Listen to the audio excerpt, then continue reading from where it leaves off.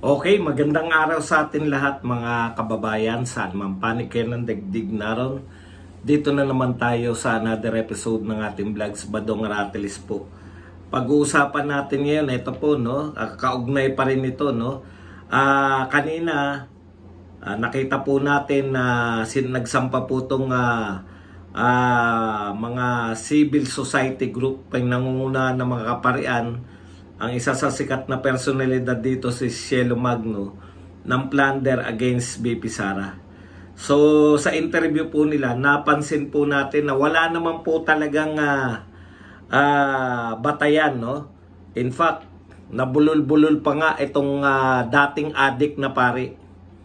Opo, aminado yan eh. Dating nag-addict yan. Kaya galit na galit yan kay Tatay Digong. Alam niyo naman po, ang mga galit po kay Tatay Digong, yung mga corrupt, yung mga addict, yung mga drug lords.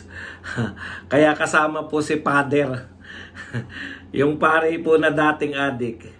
Alam nyo na kung bakit galit kay Tatay Digong yan. Anyways, pag-uusapan din po natin, ito po yung pag-tracking na ginagawa kay Senator Ronald Bato de la Rosa nitong DILG.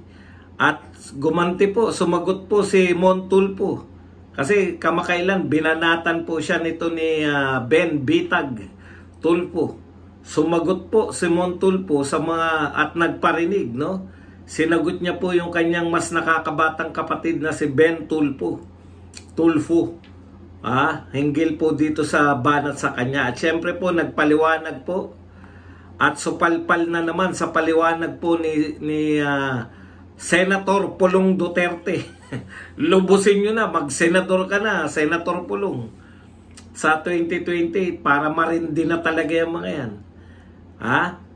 Una, binanatan niya yung panukalang batas na anti-dynasty bill. At saka syempre, yung banat po sa kanya na ilang countries ba? 16 o 17 countries ang kanyang dadalawin.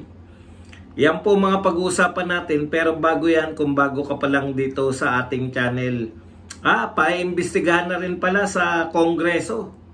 Ito pong aligasyon ng bagman kay BP Sara. Imbestigahan nila kung paano po nangyari na si BP Sara ay naging kaklase nito ni Madriaga sa law school. Gayong ito ay elementary o high school pa lang. Yan po mga pag-uusapan natin, pero bago yan, kung bago ka pa lang dito sa ating channel, mag-subscribe ka na. Dahil ito lang ang tanging channel na may kinikilingan, may pinapanigan, una sa balita, uli sa impormasyon, kaya ano pang hinihintay nyo? Pindot na, okay? Pag-usapan natin, no? Ano bang unahin natin? Kung ano na lang po ang muna. Unahin na po natin. Ito po alam po natin, ito pong pari na to ay aminado. Aminado siya na dati siyang addict, di ba? Kaya po to galit sa war on drugs eh. Tsaka syempre, bida-bida, gustong magpasikat. Yan po ang mga kaanuhan ng mga bida-bida eh. Gustong sumikat, kaya kung ano-ano po mga pinagagawa. Ito po, pakinggan po natin. Ala, mali ako. Paano natin ililipat yan? Walang lipatan. Paano natin makukunan to si Father?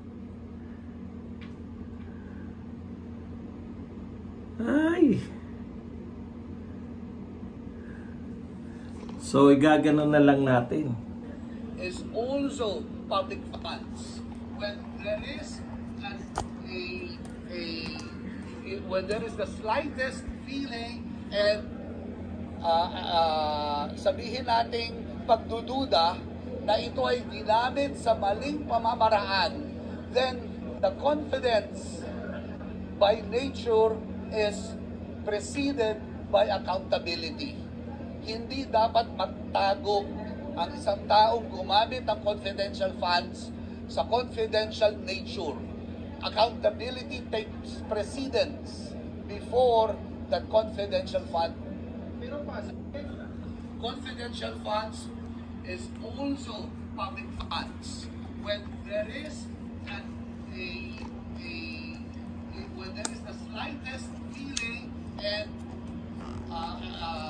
sabihin natin pagdududa na ito ay ginamit sa maling pamamaraan, then the confidence by nature is preceded by accountability.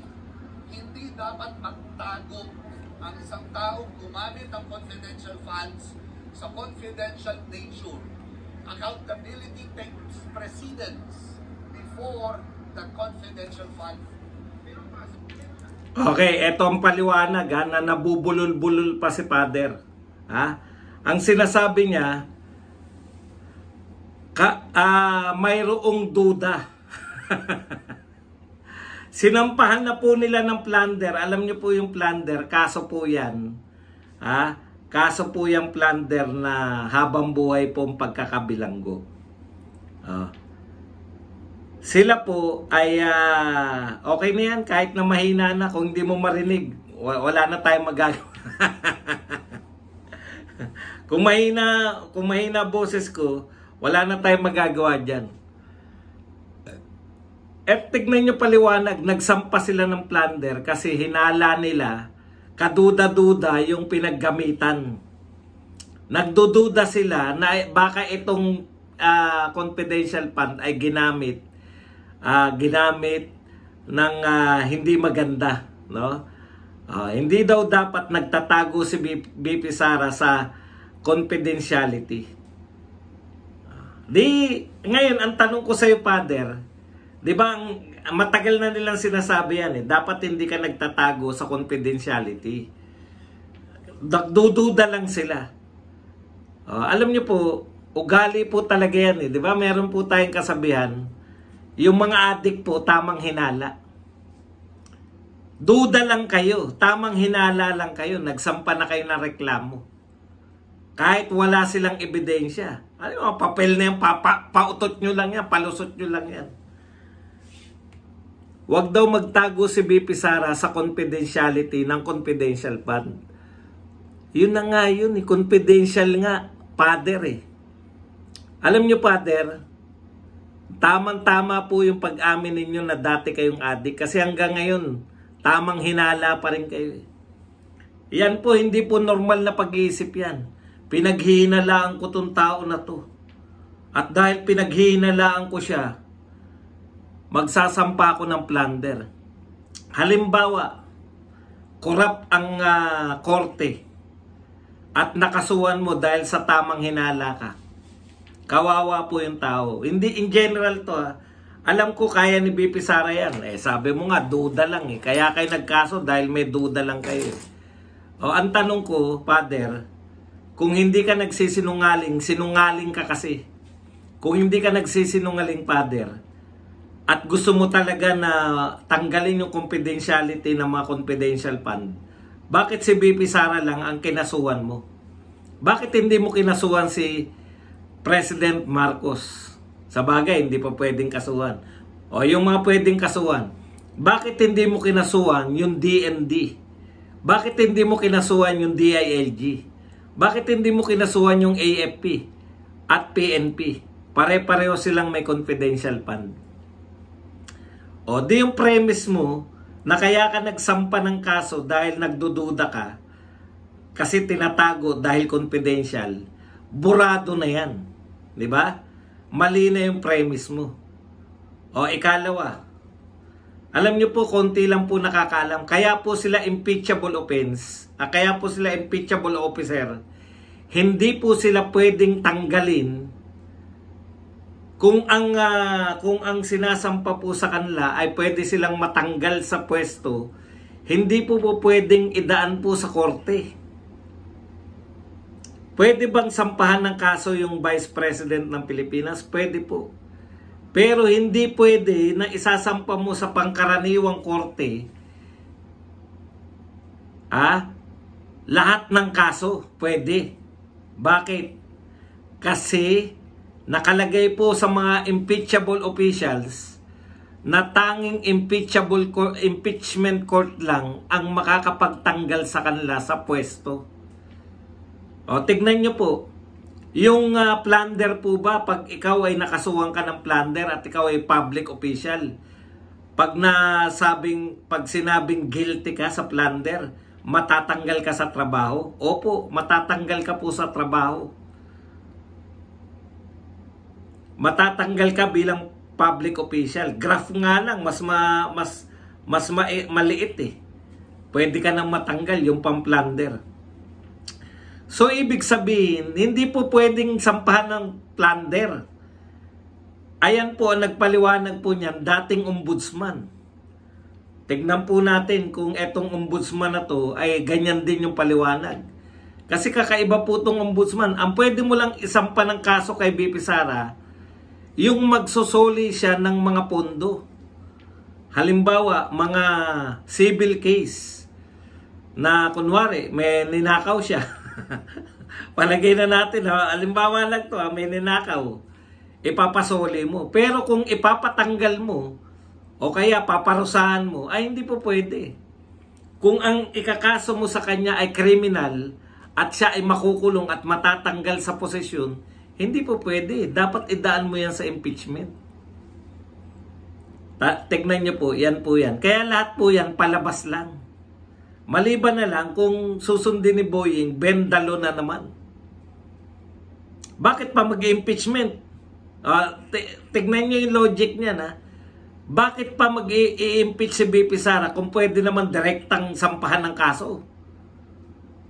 Impeachment po, ang kasong plunder po, makukulong ka na yan. Parang yung kaso ni De Lima yan, na drug trafficking. Kulog na siya kagad, nililitis pa lang, di ba? Hindi po pwede. Hindi po pwedeng pigilan mo yung Vice President at ipakulong mo siya nang hindi ka dumaan ng impeachment. Kaya nga dahil nga tamang hinala, dahil dating addict, siguro na-retain kay Father yung pagiging hindi na po normal yan, lalo na shabu. Irreversible po yan. Maaari kang makarecover, maaari kang tumino, pero marami na pong nasira sa mga brain cells mo. Yung mga amuyong naman niya sa likod, alam naman natin mga papel niyan. No? Talagang mga DDH yan. Diehard Duterte haters. DDH. O eto pa isang tanong, Father. Kung talagang accountability yung namumutawi sa bibig mo, sisingilin po kayo ng taong bayan. Kasi confidential fund, tinatago talaga yan. Confidential nga Pero eto pong mga lantad, flood control project, tapos ghost. Wala kayong sinampahan, Father. Civil society group, wala kayong sinampahan. Yan na lang Kaduda-duda, kami naman magdududa sa inyo. Kaduda-duda yung ginagawa ninyo. Pinapa-impeach ninyo si BP Sara, sinasampahan ninyo ng kaso si BP Sara, pero wala kami narinig na sinampahan nyo ng kaso sa mas malaki ang ninakaw, sa mas lantad yung pagnanakaw, at sa may mga ebidensya at may mga testimonya na nagsasabi na nagnakaw sila. Bakit wala kayong pinakukulong, Father? Diba? Okay, eto pa. Yung sinasabi mo ngayon, Father, sabi mo, huwag ka magtago sa confidentiality. Kasi mas mabigat yung accountability kaysa confidentiality. O di patulan natin. Ibig ba sabihin, Father, lahat ng budget ni BP Sara, lahat ng budget ni BP Sara confidential fund? Hindi, Father. Mas malaki pala yung hindi confidential fund. O bakit hindi po yun? Bakit ang pinipilit nyo pong gawa ng duda yung talagang confidential? Ibig sabihin talagang tinatago. Tatago mo yan dahil pag nilantad mong confidential, labag sa batas po yun. Alam nyo po ba yun? Na pag binulgar mo, paano mo ginastos yung confidential fund? Lumalabag ka sa batas ng confidentiality. O Father, Bakit hindi mo sampahan si BP Sara sa mga lantad na budget? Halimbawa, yung mga free ride ng OBP, yung budget sa pamimigay ng mga ayuda ng OBP, yung budget sa Bongga Kaday, ano yan? Business Kaday, yung budget sa pagpapalibing, free burial. Bakit hindi mo yan imbestigahan? Bakit hindi mo siyampahan ng kaso?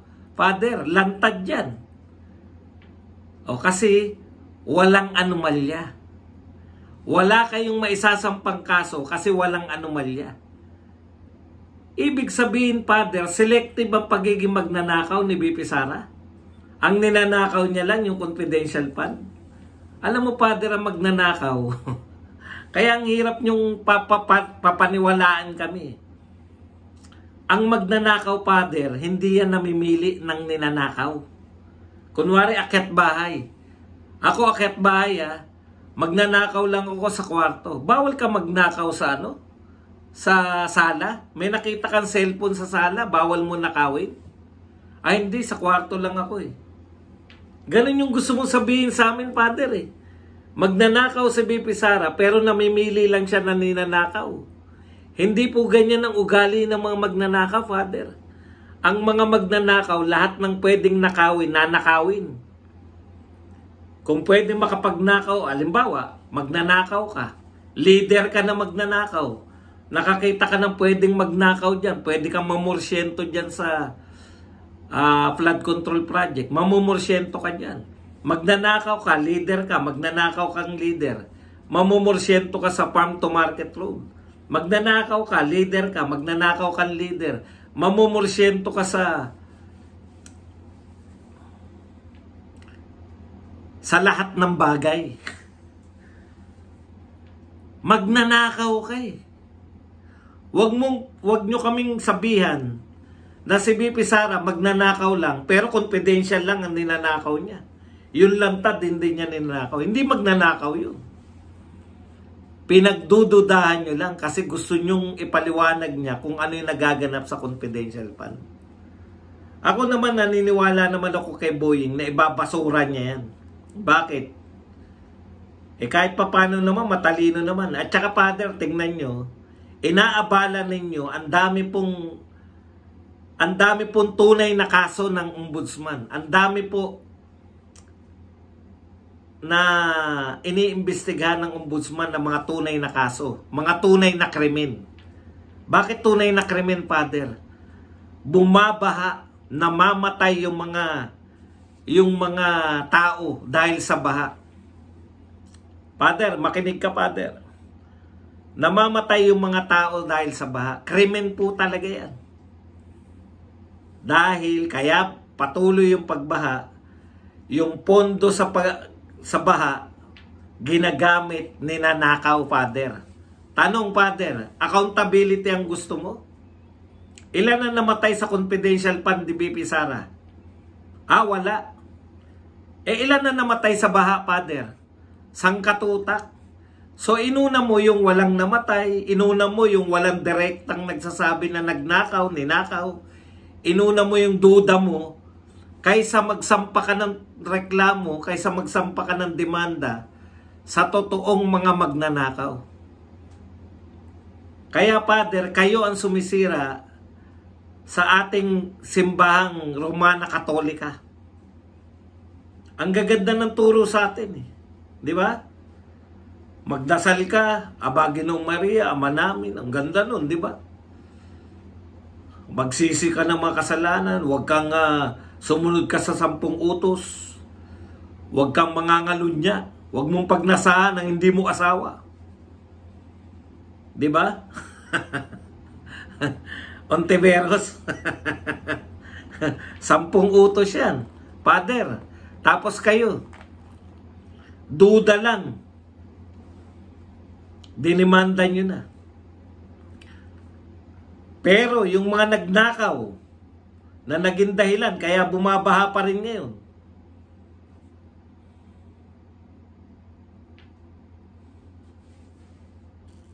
Kami pa may kasalanan. Huwag ka ganyan. Kami daw may kasalanan, mga Duterte vlogger daw, kaya sinampa ng kaso. Sige, punta na tayo rito. Panukalang batas na prioridad ni PBBM, diversion lang, pulong Duterte. Anti-dynasty bill? For real, matagal na masyado yung pinangako sa lahat ng administrasyon. Ngayon lang nila naalala pag tumataas ang pressure sa kanila. Klaro naman na pawang palabas lang ito. Hindi talaga ang intensyon nila na wakasan ang political dynasty. Opo. Ay, ikasyam na utos ba wag magbibintang? Oh, Father, wag ka magbibintang dahil sa duda mo. Hindi po, wala naman po silang ano. Kita mo, pinagpaliwanag na yung pare.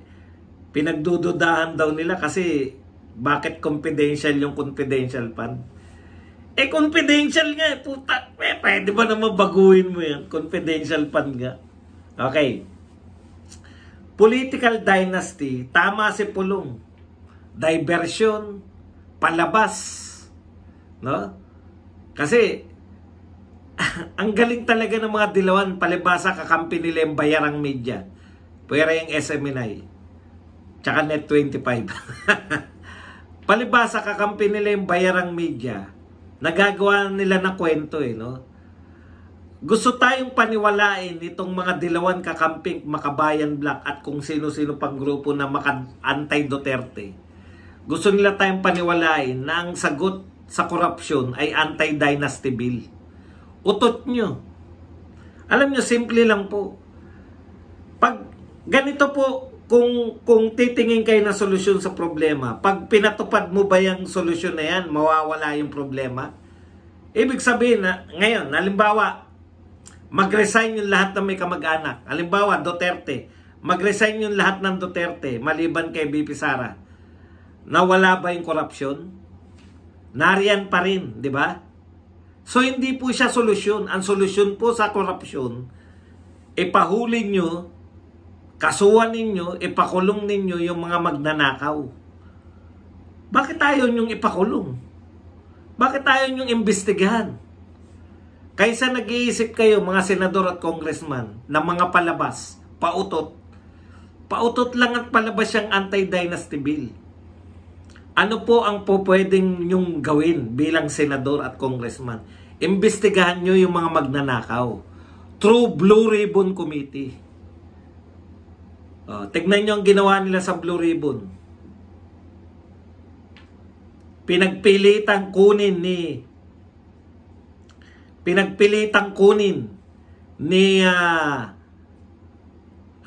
Ping Lacson yung Blue Ribbon Committee chairmanship mula po kay Marcoleta para lang po itigil ang investigasyon sa sa flood control. Halatang halata ka, Ping Lacson. Hindi namin sinabi yun na wag mong imbestigahan ang BIR. Pero natukoy nyo na ba yung mastermind ng flood control? Nakapag-rekomenda na ba kayo ng mga kakasuhan? Kaya Keiko, Risa Ontiveros, Bam Aquino, dito naman sa Congress, Laila De Lima, Shell Jokno, si Tabi, wala po silbi yung mga yung galawan nyo sa anti-dynasty bill. Magre-resign ba si Sandro? Si Sandro Marcos nagsulong Alam nyo, peke yung sinusulong nyo. Kasi kung ako po, nag-file ako ng bill na ayoko ng anti-dynasty, gagawin kong halimbawa ang sarili namin. O dahil ayaw ko po ng anti-dynasty law, pagka-file ko po nitong batas na to para ipakita po sa inyo na tapat ako, magre-resign ako bilang congressman dahil ang tatay ko ay presidente. Doon maniniwala kami na naniniwala ka dyan sa batas. Palabas lang yan Magre-resign ba si Sandro ngayon? Hindi. Hindi, di ba? Bakit ka nagsusulong ng saligam ng batas na hindi ka naman naniniwala? Hindi ka pala naniniwala sa anti-dynasty. Kasi kung naniniwala ka, pasimple lang po. Nagsulong ka na anti-smoking. Ayaw mo nang manigarilyo sa pampubliko. Tapos naninigarilyo ka? Ipokrito tawag dun. Eto, ayaw mo ng anti-dynasty law. Ayaw mo ng dynasty. Sinusulong mo yung anti-dynasty law. Tapos tatay mo, presidente, ikaw, congressman. Mag-resign ka para ipakita mo na naniniwala ka. Okay, ito pa po yung sinabi ni Pulong Duterte. Alam nyo, ilang araw na pong binabanatan si Pulong Duterte. Tungkol po dun sa pagbabiyahe niya raw, no? Nagpaalam daw siya na ilang bansa. Ngayon, pinakita po ni Pulong Duterte na lahat ng biyahe niya, ganun yung paalam niya. Maraming bansa. Kasi po, nilalagay niya ron pati yung mga stopover. Pahiya na naman kayo. Bakit hindi nyo yan naging issue nung una nagpaalam si Pulong? Ibig sabihin, hindi naman talaga si Pulong bumabiyahe na sa loob ng 2 buwan. Di ba? Eto, stopover lang po yun. Tsaka lahat po ng kanyang travel authority, nilalagay niya lahat ng pwedeng mag-stopover siya. Kaya panay palabas lang po itong mga atake nila eh. Napapahiya lang po sila pagka napatulan eh. Ibig nyo sabihin, naglalakwatsa si D. Kayo din naman, nagpapahinga rin naman kayo eh. Hina-highlight nila sino sa mga congressman na hindi nagbakasyon. Nasaan na yung congressman ng Pampanga? Isa yun sa mga naunang umalis eh. Ano na nga pangalan nun? Si Dong Gonzales. Nakabalik na ba si Dong Gonzales? Pinaglululoko nyo kami. Yung mga Duterte, bumabiyahe, bumabalik. Hindi naman mahilig bumiyahe ang mga yan eh. Kaya nasa biyahe yan mga yan dahil pinakulong nyo yung tatay.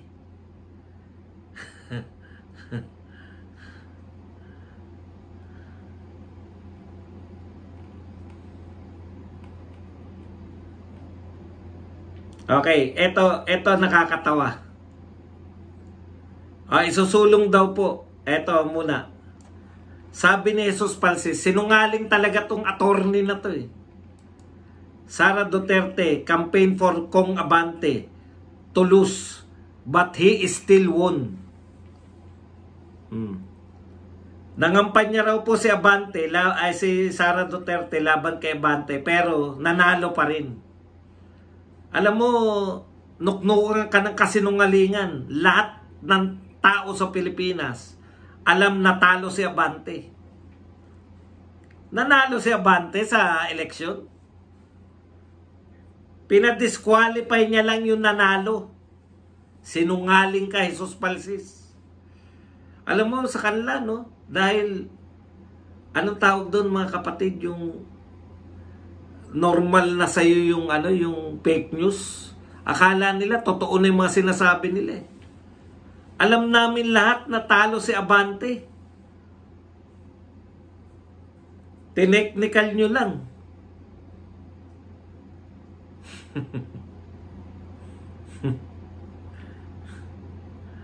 Harap-harapan sila kung magsinungaling. Kailan lang yan eh. Kaya dapat itong mga to, malilito ka rin eh.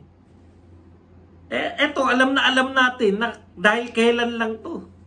Kaya pag nagko-quote sila ng mga quotation ng mga nagdaan, ng mga panahon ni Tatay Digong, sinesearch ko talaga dahil alam mo nagsisinungaling.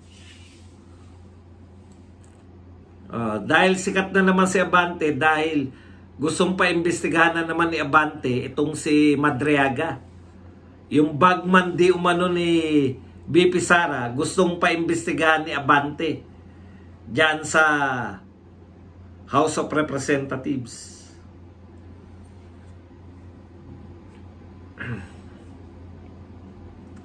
Okay sa amin yan. Kala nyo ba natatakot kami? Okay sa amin yan. Una, marami na pong magagaling na congressman na babaloto. Nako, pag umatin sila Kiko, sila Libiste, si Congressman Marcoleta. Yung tatlo pa lang na yun. Nariyan pa si Erice. Si Erice kahit papano, kahit dilawan yan, kahit papano, nakakatulong yan sa paghanap natin ng katotohanan.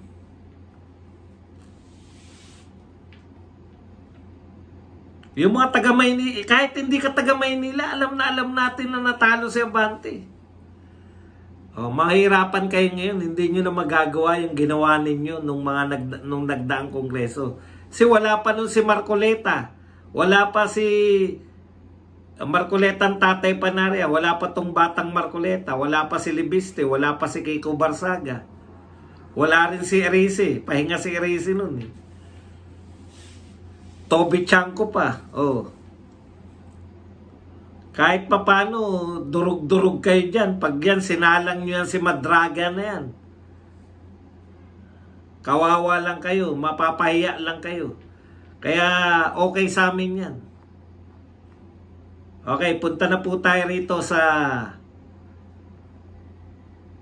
palipat-lipat siya ng mga bahay sa mga kaibigan niya. Tinatago siya tapos sa loob lang siya ng bahay. DILG Secretary John Vic Remulla. Okay.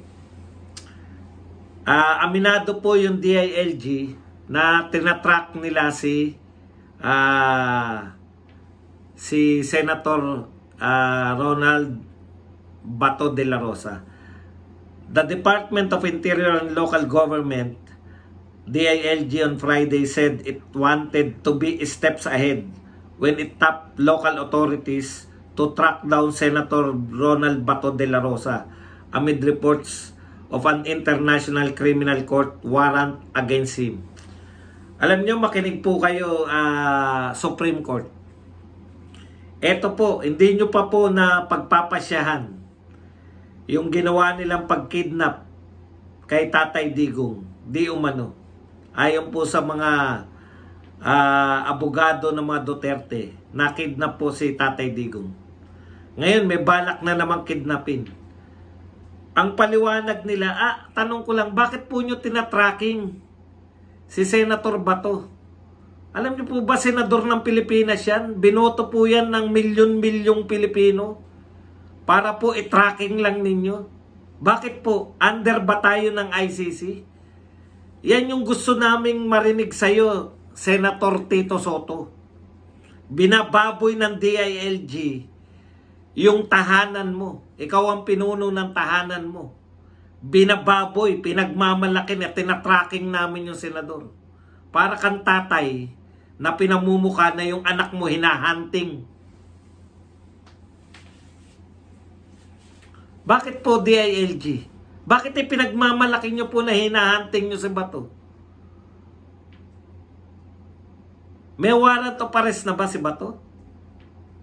Kahit nga po may warrant of arrest si Bato, dapat hindi ganyan ang attitude nyo. Dapat maghintay kayo ng korte ng Pilipinas ang mag-utos sa inyo na hulihin si Bato. Ano yung ginagawa ninyo? Harassment po yan. Di ba harassment ang tawag dyan? Tinatracking ninyo. Imaginein po ninyo, no? Gaano tayo kasafe dito sa Pilipinas? Kung yung mga senador na binoto ng milyon-milyon, kayang i-tracking nitong mga taga-DILG. Kayang ispayan, tugisin, kahit walang kaso. Wala pang kaso, ha? Bentador ba kayo ng soberanya ng Pilipinas? Alam nyo po, mali po yan. Foreign power po yun. Uutusan kayo ng foreign power. Antindi nyo. Gaano kasi ang isang Pilipino sa Pilipinas pag ganito yung mga leader mo? Si Bato mismo, na senador, binoto ng milyon-milyon. Ulitin ko, binoto ng milyon-milyon. Yan lang kaya nyo sabihin sa akin, bugok ako, wala akong pakialam. Matalino na kayo, okay lang sa akin. Pero nagsasabi ako ng totoo. Hindi ba senador si Senator Bato? Hindi ba binoto yan ng milyon-milyon? Kung kabugukan po ang magsabi ng totoo sa Pilipinas, ako na po numero 1 bugok. Hindi ba foreign power ang ICC? Pilipino ba yung ICC? Nagsasabi pa ako ng totoo, hindi pa propaganda sinasabi ko. Magaling din po akong propagandista. Pero totoo pa po itong sinasabi ko. Bugok pa ako niyan. Ganyan po mag-isip ang mga dilawan, kakamping at mga loyalista. Pag nagsabi ka ng totoo, ikaw ang bugok. Eh ano tawag sa inyo? Naniniwala kayo na sakop tayo ng ICC?